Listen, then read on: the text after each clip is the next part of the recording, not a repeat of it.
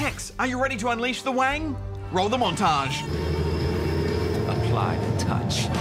You got the touch! Goddamn right. Ha! Cowabunga, assholes! Let's go!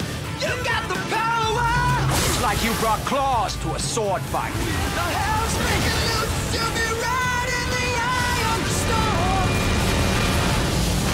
Oh! Lay it down! Woo! Shadow Warrior is a reboot of the 1997 3D Realms game of the same name, which was one of my all-time favorites as a kid, Hex.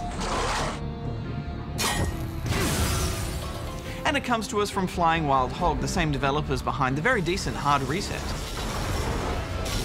You have the sword, I have the cash. I was told that today I would meet the man behind all this. And yet, here you are. You play as Lo Wang, a man who's been hired to track down the Nobitsura Kaji, a special mystical katana. The sword is not for sale.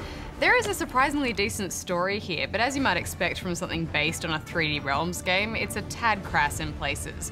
There is a heady mix of racial stereotyping, abundant Wang jokes, and extreme violence. Guess I was just too much Wang for them to handle. It's very tongue-in-cheek though, isn't it? It's got that self-deprecating kind of humor and those cheeky one-liners to let you know that the developers are fully aware of what you might be thinking. Shit. I was hoping for a more cliched setting. I guess koi ponds and cherry blossoms will have to do. But what actually matters is that it's actually great fun. The combat is really satisfying, isn't it? Although it is hard to talk about without sounding like we're glorifying violence, because it is super violent, but it's also fun.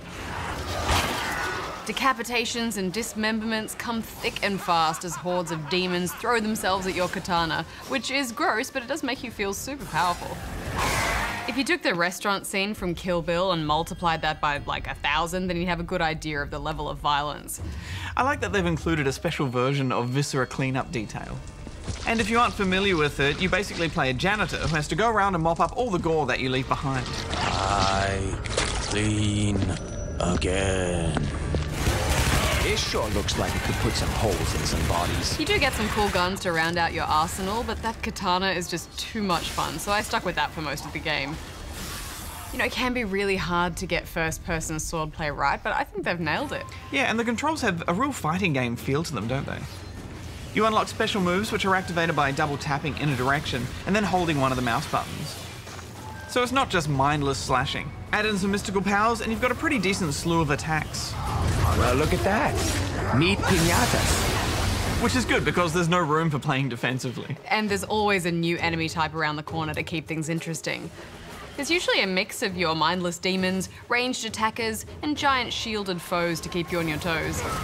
There's occasional boss fights too, which are okay, but they're not particularly clever and can feel like a bit of a grind as you just chip away at their health. The upgrade trees were surprisingly deep too, as you work your way through skills, powers, and weapons. What is this? A shrine of some kind. To upgrade your powers, you need to track down key crystals throughout the levels. Weapons are upgraded with any cache you find, and skills through karma points awarded for fighting. I mostly quite liked the level design. There are some beautiful environments.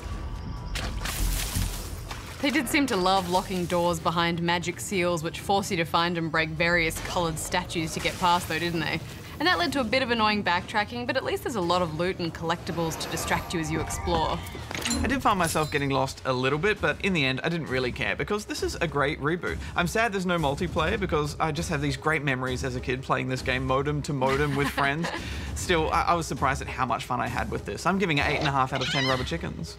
Well, this is fast-paced, old-school action with a badass katana. I wish there were more swordplay games like this.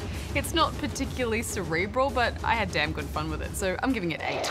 And now, here's Goose.